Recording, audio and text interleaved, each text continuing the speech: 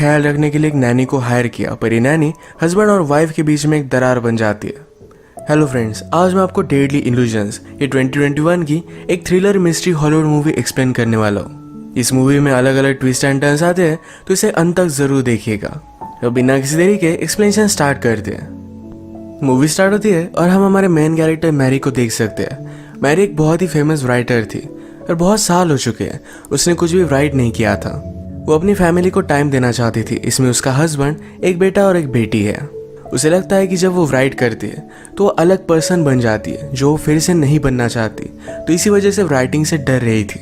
पर एक दिन उसके पब्लिशिंग हाउस से कुछ लोग उसे मिलने के लिए आए। कुछ अलग बहाना बनाकर उन्होंने मीटिंग फीस की थी, पर मीटिंग में उसे कहते हैं तुम्हें हमारे लिए और एक बुक लिखनी है। उन्होंने उसे इसकी ऑफर दी, पर मैरी इस ऑफर को देखती भी नहीं। वो इन पर गुस्सा हो गई और वहां से चली जाती है। जाते जाते पब्लिशिंग कंपनी के लिए काम करने वाली लेडी उसे कह कर गई, ये जो सारी चीजें हैं ये हमारी वजह से तुम्हें मिली, तुम शायद तुम्हारे स्ट्रगल्स भूल रही हो। मैरी उस पर भी गुस्सा हो गई, पर इस बात को इग्नोर कर देती है। रात में मैरी का हस्बैंड टॉम घर पर आया। उस ऑफर को देखता है। ये $2 मिलियन की थी। इतने सारे पैसे मैरी ने पूरी बुक्स लिखकर भी नहीं कमाए थे। इस बात से वो बहुत ही ज्यादा सरप्राइज्ड हो गया। वो मैरी से कहता है कि तुम्हें इसे सीरियसली कंसीडर करना चाहिए। वो मैरी को कुछ डायरेक्टली बता नहीं पा रहा था, पर रात में उससे वो बात करता है। कहता है हमने जो पैसे सेव करके रखे थे उसमें से हाफ उसने वेस्ट कर दिए। ये पैसे उनके रिटायरमेंट के लिए थे। मैरी इस बात से डिस्टर्ब हो जाती है, पर अब उसे बुक लिखनी ही पड़ेगी क्योंकि उसके पास दूसरा कोई ऑप्शन नहीं है। अगले दिन मैरी अपने फ्रेंड इलीन के साथ स्पा में गई हुई थी। उसे सारी प्रॉब्लम बता रही थी। मैरी अपने बच्चों के लिए वरी करती है कि अगर वो बुक लिखेगी तो अलग पर्सन बन जाती है, अपने बच्चों का अच्छे से ख्याल नहीं रख पाएगी। इलेन ने कहा कि उनका ख्याल रखने के लिए तुम एक लड़की हायर कर सकती हो। मैरी को बात पहले सही नहीं लगती, पर फिर भी उसे वो ट्राई करती है। अलग अलग लड़कियों का उसने इंटरव्यू लिया। फिर लास्ट में ग्रेस आई। मैरी कॉफी बनाने के लिए गई, तभी ग्रेस कुछ पढ़ रही थी। मैरी को ये बात बहुत अच्छी लगती है। उसे लगता है कि अगर उसके बच्चे ग्रेस को बुक्स पढ़ता हुआ देखे तो वो भी बुक्स पढ़ सकते हैं। इन्होंने फिर बुक्स को लेकर डिस्कशन किया और मैरी को ग्रेस बहुत अच्छी लगी थी। थोड़ी देर में यहाँ बच्चे भी आ गए।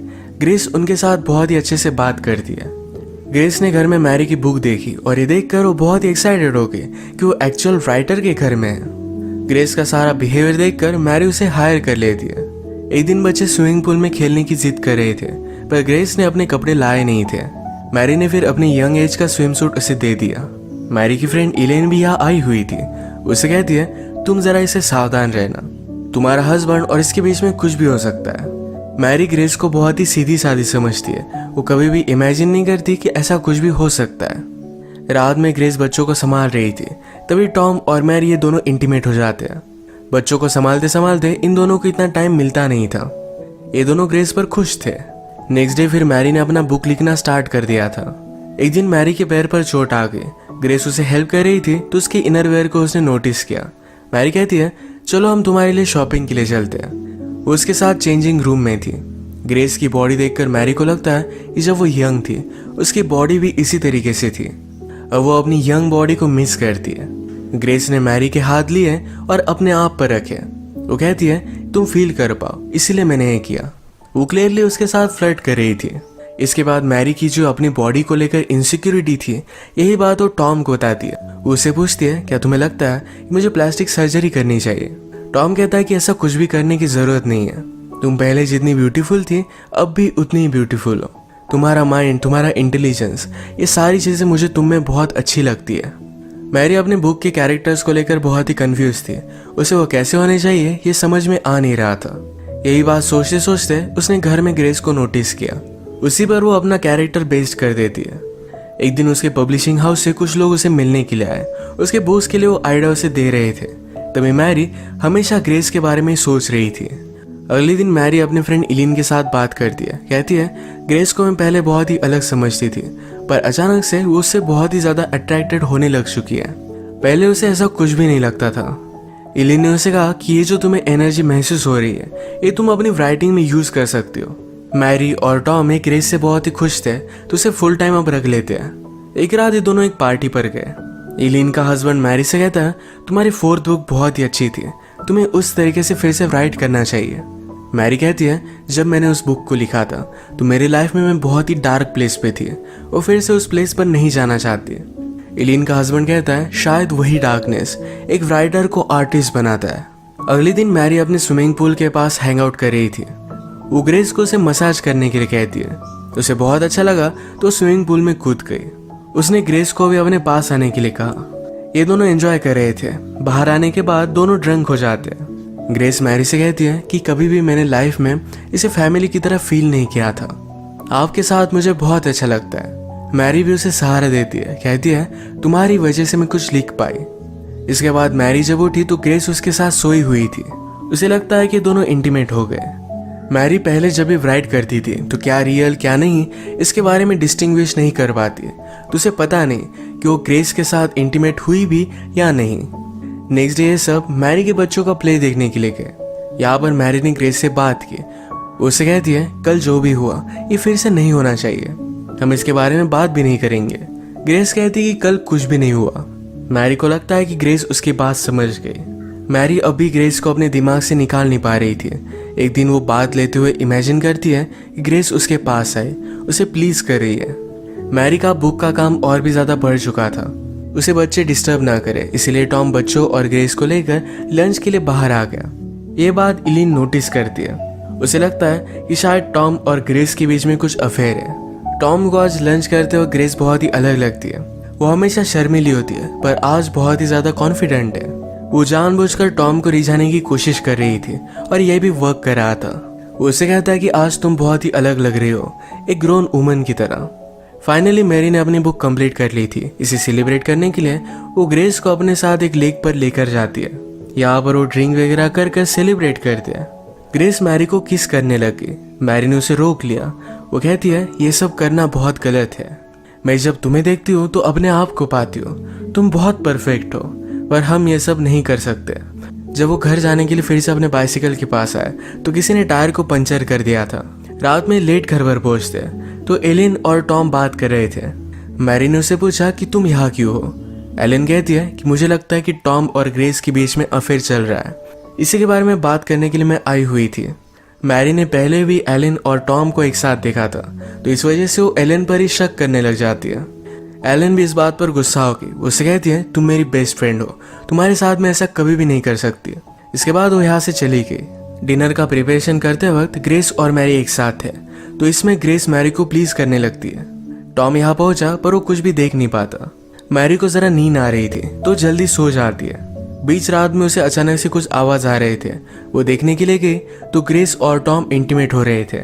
ग्रेस से नोटिस करती है पर टॉम को कहती है उसने स्लीपिंग पिल्स ली हुई है, वो जब उठेगी तो उसे कुछ भी याद नहीं रहेगा। उठने पर मैरी को सब कुछ याद था।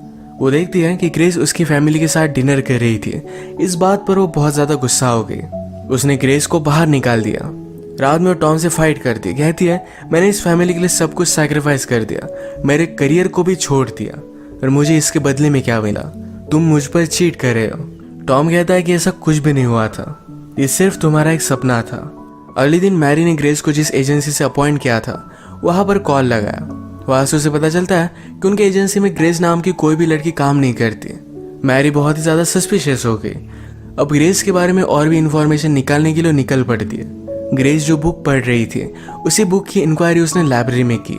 इस बुक को किसी और ने पढ़ने के लिए नहीं लिया था, पर मैरी को अब ग्रेस का रियल नेम पता चल गया। अब वो कंफर्म हो चुकी थी कि ग्रेस में कुछ ना कुछ तो गलत है। इसी के बारे में बात करने के लिए वो इलिन के पास गई, पर डायरेक्टली इलिन का मर्डर हुआ हम देख सकते हैं। मैरी ने पुलिस को कॉल किया, पर पुलिस का प्राइम सस्पेक्ट मैरी ही बन जाती है, क्योंकि जिस नाइफ से इलिन का मर्डर किया था उस नाइफ पर मैरी के फिंगरप्रिंट्स थे। सीसीटीवी कैमरे में मैरी की तरह ड्रेसअप की हुई एक लड़की वहां पर गई हुई थी। मैरी कहती कि इस कैमरे में कोई भी हो सकता है। उसे बचाने के लिए टॉम वहां पर लॉयर के साथ पहुंच गया। मैरी को अब लग रहा था कि ये सारी चीजें ग्रेस ने की, क्योंकि कल रात ही इलिन ने उस पर शक किया था। मैरी के पास ग्रेस का रियल एड्रेस था। डायरेक्टली उसके घर पर पहुंच गई। घर पर वो ग्रेस के फॉस्टर मॉम से मिलती है। उसने उससे कहा कि वो जब छोटी थी तब उसके पेरेंट्स ने उसे बहुत अब्यूज किया था, इसके लिए वो जेल में भी गए थे। मैरी यहाँ पर नोटिस करती है कि लेडी अलग अलग आवाज में बात कर रही थी, यानी कि उसे स्प्लिट पर्सनैलिटी डिसऑर्डर था। ये देखकर मैरी जल्दी से वहां से निकल जाती है। उसने घर पर टॉम को कॉल लगाया कि ग्रेस को घर में आने मत दो, वो बहुत ही डेंजरस है, पर ग्रेस ऑलरेडी घर में थी। टॉम जब शावर में था तो मैरी की तरह कपड़े पहनकर ग्रेस उसके पास आती है। इसका मतलब है एलिन का मर्डर उसने ही किया था। अब वो टॉम के साथ इंटीमेट होना चाहती थी, पर टॉम उसे कहता है कि मैं अब कोई भी गेम्स नहीं खेलना चाहता। उसका उसके साथ होना एक गलती थी। ग्रेस ने उसे सीड्यूस किया था। ये बात सुनकर ग्रेस बहुत ज्यादा गुस्सा हो गई। वो टॉम पर चाकू से बहुत सारे वार कर देती है। वो उसे मार ही देती है, तब तक मैरी वहां पर पहुंच गई। ग्रेस जल्दी से कपड़े बदल कर मैरी के सामने आई। मैरी ने टॉम के बारे में पूछा तो कहती है कि टॉम शावर ले रहा है, तुम वहां पर मत जाओ। मैरी को सस्पिशियस लगा और वो वहां पर पहुंची तो टॉम ब्लीड कर रहा था। ग्रेस फिर से अपने हाथ में चाकू ले लेती है, पर वो अपने आप को कंट्रोल कर रही थी। वो भी अलग अलग दो आवाज में बात करती है। ग्रेस की भी दो पर्सनैलिटीज थी। अपने आप को प्रोटेक्ट करने के लिए एक डेंजर सी पर्सनैलिटी उसने डेवलप की थी। उसकी एक पर्सनैलिटी उसे बोल रही थी कि इन दोनों को मार डाले, पर एक्चुअल ग्रेस उसे रोक रही थी। ग्रेस अपने आप को फिर से उस स्वीट लड़की में कन्वर्ट करना चाहती थी, पर उसकी दूसरी पर्सनैलिटी उसे करने नहीं देती। उसने मैरी पर हमला कर दिया।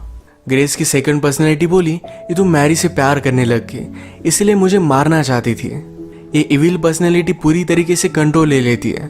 वो मैरी को मारने वाली थी, पर मैरी ने उसके सर पर हमला कर उसे बेहोश कर दिया। अब इसके बाद मूवी में डायरेक्टली 1 साल बीत चुका है। मैरी ने अपनी बुक कंप्लीट कर ली है। वो अपने फैमिली के साथ बहुत ही खुश हम देख सकते हैं। मूवी के एंड सीन में वो ग्रेस से मिलने के लिए गई। मैरी ने उसे हॉस्पिटल में एडमिट कर दिया है। उसे ठीक होने में हेल्प कर रही है। ग्रेस की जो एक्चुअल पर्सनैलिटी थी ये बहुत अच्छी थी और इसी को सेव करने के लिए मैरी उसे हेल्प कर रही है।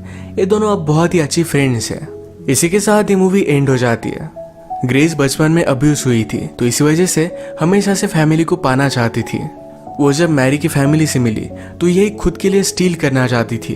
फिर उसकी अलग पर्सनैलिटी उस पर हावी होने लग गई। उसी पर्सनैलिटी के वश में आकर उसने ये सारी चीजें की थी। तो इसी के साथ आज का वीडियो हम खत्म करते हैं। अगर आपको एक्सप्लेनेशन अच्छा लगा तो प्लीज इसे लाइक और कमेंट जरूर कर दीजिएगा। मैं बहुत सारी मूवीज लेकर आता रहता हूँ, तो प्लीज इस चैनल को सब्सक्राइब कर दीजिए। बेल नोटिफिकेशन आइकन दबाना मत भूलिएगा। हम फिर से मिलेंगे और एक नई मूवी के साथ। तब तक के लिए थैंक यू और आप अपने आप का ख्याल रखिए।